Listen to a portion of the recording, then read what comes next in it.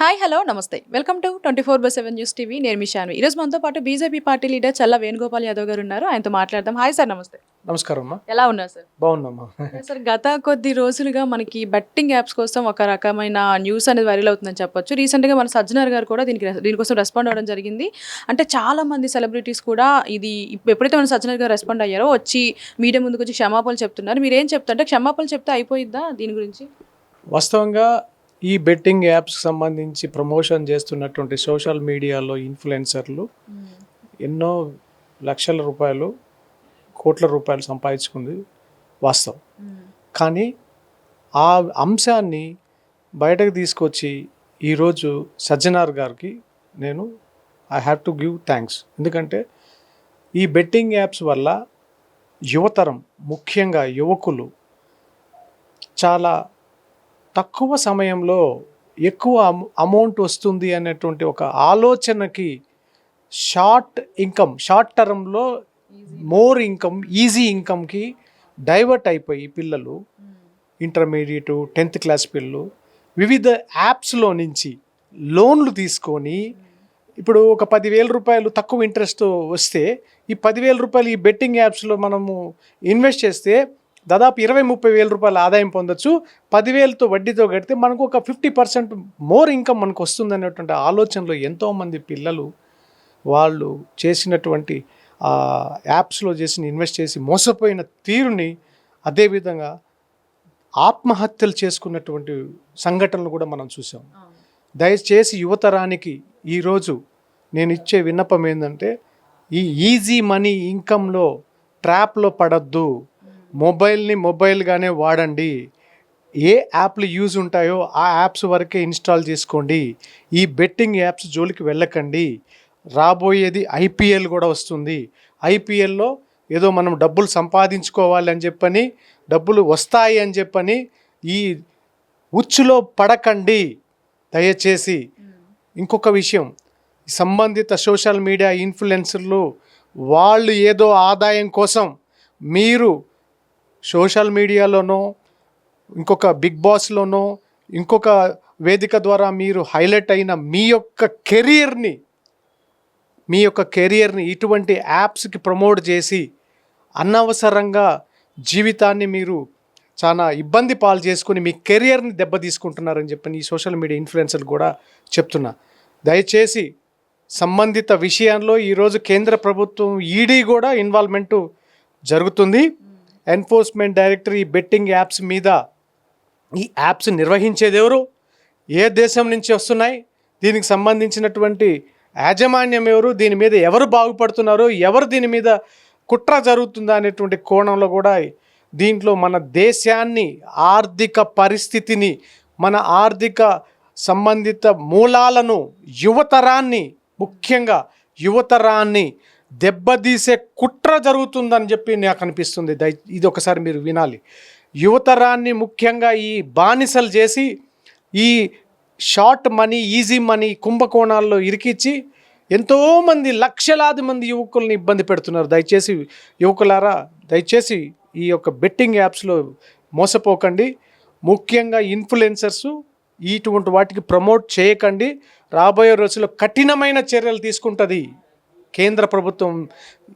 మోడీ గారి ప్రభుత్వం కఠినమైన చర్యలు తీసుకునే దిశలో ఆలోచిస్తుందని చెప్పని మీకు ఈ వేదిక ద్వారా తెలియజేస్తున్నాను. అలాగే ఇప్పుడు ఇన్ఫ్లుయెన్సర్స్ నుంచి పెద్ద పెద్ద సెలబ్రిటీల వరకు కూడా ప్రమోట్ చేసిన వాళ్ళు ఉన్నారు. కానీ ఇది మహా అయితే ఇంకో 3-4 నెలలు సాగొచ్చు. కానీ ఆ తర్వాత కూడా దీన్ని కంప్లీట్గా ఫుల్ స్టాప్ పెట్టాలంటే ఏం చేయాలంటారు? అందుకే కదా ఎన్ఫోర్స్మెంట్ డైరెక్టర్ దీని మీద ఆరా తీస్తుంది. ఈడీ అధికారులు దీని మీద పూర్తిగా సంబంధిత హిస్టరీని డెప్త్గా దీని మీద పరిశీలన చేస్తున్నారు. రాబోయే రోజుల్లో కూడా రాష్ట్ర ప్రభుత్వమైనా కేంద్ర ప్రభుత్వానికి నివేదిక ఇవ్వాలా. ముఖ్యం ఆన్లైనే జరిగిపోతుంది. ఇప్పుడు ప్రతిదీ కూడా ఆన్లైన్. ఆండ్రాయిడ్ ఫోన్ ఉన్న చేతిలో ఉన్నది ప్రతి ఒక్కరికి ఇది ఒక నిర్వహించే ఆ యాప్స్, రకరకాల యాప్స్ వచ్చి పిల్లలను, పెద్దలను, వయసులో ఉన్నట్టు వాళ్ళని, పెద్దవాళ్ళు కూడా మోసపోయిన వాళ్ళు ఉన్నారు. సంబంధిత యాప్స్ని ఆల్మోస్ట్ కేంద్ర ప్రభుత్వం పోర్న్ సైట్స్ని చాలా వరకు బ్యాన్ చేసేసింది. అదేవిధంగా ఈ యాప్స్ని, ఈ సైట్స్ను కూడా కేంద్ర ప్రభుత్వ పరిశీలన తీసుకోవాలి. అదేవిధంగా రాష్ట్ర ప్రభుత్వం కూడా, రాష్ట్ర హోంశాఖ అందుకే కేంద్ర ప్రభుత్వం పక్కన పెడితే ముందు రాష్ట్రంలో ఉన్నట్టు హోంశాఖ సజ్జనార్ గారు తీసుకున్నారు, సజ్జనార్ ఇనిషియేట్ తీసుకోబట్టి కుంభకోణం బయటకు వచ్చింది. కానీ వేరే ఎవరు రాష్ట్ర ప్రభుత్వం ఎందుకు స్పందించడం లేదు? వేరే మంత్రిత్వ శాఖలు ఎందుకు స్పందించడం లేదు? ఒక సెలబ్రిటీస్ ఎందుకు స్పందించడం లేదు? ఎంతమంది యువకులు ఆత్మహత్య చేసుకున్నారు? దయచేసి స్పందించండి. దీనికి సంబంధించినటువంటి యాప్స్ నిర్వహించే వాళ్ళని మూలాలను పట్టుకొని వాళ్ళని కఠినంగా శిక్షించాలి. అది ఎవరైనా సరే, అది పెద్ద నేత అయినా అయి ఉండొచ్చు, లేకుంటే ఒక బిజినెస్ మ్యాన్ అయి ఉండొచ్చు, ఎవరైనా సరే యువత భవిష్యత్తు మీద ఆధారపడి ఉంది. ఖచ్చితంగా దీనికి దయచేసి రాష్ట్ర ప్రభుత్వం కూడా చొరవ తీసుకొని బెట్టింగ్ యాప్స్ మీద, ముఖ్యంగా ఇప్పుడు మెట్రో మీద కూడా పబ్లిసిటీ చేస్తున్నారు. మెట్రో టీవీలలో మెట్రోలో కూడా పబ్లిసిటీ చేస్తున్నారు. మెట్రో ఆదాయం లేదని చెప్పని ఇటువంటి యాప్స్ని పబ్లిసిటీ చేయొద్దని చెప్పని ముఖ్యంగా మెట్రో వారికి యాజమాన్యానికి నేను చేతులెత్తి కోరుతున్నాను. అలాగే ఇప్పుడు ఇన్ఫ్లుయెన్సర్స్ నుంచి పెద్ద పెద్ద సెలబ్రిటీల వరకు కూడా ప్రమోట్ చేసిన వాళ్ళు ఉన్నారు. కానీ ఇది మహా అయితే ఇంకో 3-4 నెలలు సాగొచ్చు. కానీ ఆ తర్వాత కూడా దీనికి కంప్లీట్గా ఫుల్ స్టాప్ పెట్టాలంటే ఏం చేయాలంటారు?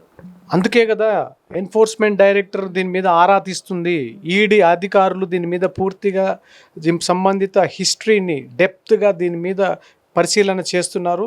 రాబోయే రోజుల్లో కూడా రాష్ట్ర ప్రభుత్వమైనా కేంద్ర ప్రభుత్వానికి నివేదిక ఇవ్వాలా. ముఖ్యం ఆన్లైనే జరిగిపోతుంది ఇప్పుడు. ప్రతిదీ కూడా ఆన్లైన్.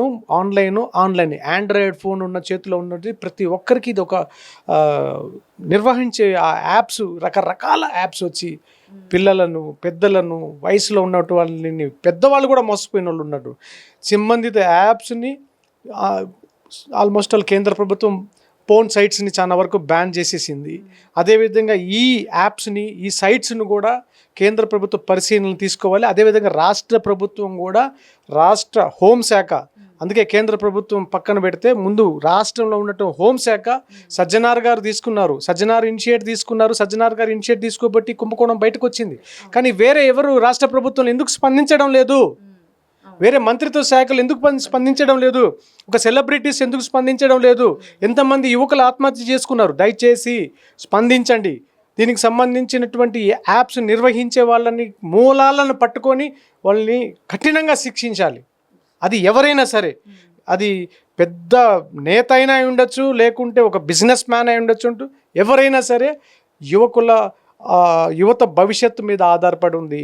ఖచ్చితంగా దీనికి దయచేసి రాష్ట్ర ప్రభుత్వం కూడా చొరవ తీసుకొని బెట్టింగ్ యాప్స్ మీద, ముఖ్యంగా ఇప్పుడు మెట్రో మీద కూడా పబ్లిసిటీ చేస్తున్నారు. మెట్రో టీవీలలో మెట్రోలో కూడా పబ్లిసిటీ చేస్తున్నారు. మెట్రో ఆదాయం లేదని చెప్పని ఇటువంటి యాప్స్ని పబ్లిసిటీ చేయొద్దని చెప్పని ముఖ్యంగా మెట్రో వారికి యాజమాన్యానికి నేను చేతులెత్తి కోరుతున్నాను.